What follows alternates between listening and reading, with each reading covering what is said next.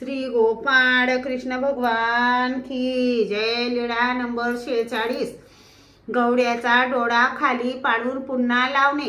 एक गाव कानरदेव राजाच्या अंमलात होते व जवळचे दुसरे गाव कानरदेवाच्या शेजाऱ्याच्या अंमलात होते। त्या दोन्ही गावी सर्वज्ञांचे वास्तव्य होते। कानरदेवाच्या गवड्याने शेजारच्या गावीच्या साडीवनात म्हशी घातल्यात, त्यामुळे त्यांच्यावर शेजारच्या गावचे गवडी लोक धावून गेले। त्यांच्या बरोबर सर्वज्ञ पण कासोटा घालून पुढे निघाले। ही लीळा भक्तजनास सांगताना सर्वज्ञ म्हणाले, बाई, आम्ही जसे काही त्यांचे एकनिष्ठ सेवक म्हणून पुढे पुढे धावत होतो।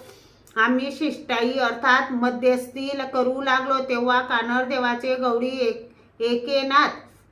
गवडी ऐकेनात त्यातील एक गवडी पुढे धावून आला व आम्हाला म्हणाला, जा, तुझ्या मालकाला जाऊन सांग, आम्ही त्यांच्या कानसुलात एक चपराक मारलीस, त्यास सरसी त्यांचा डोळा खाली पडला।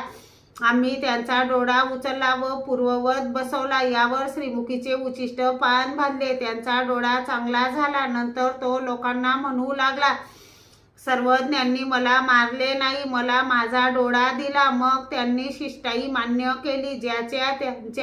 ज्यांच्या त्यांच्या गावी सर्वजण गेले। मग आम्ही तेथून निघालो। श्री गोपाळ कृष्ण भगवान की जय।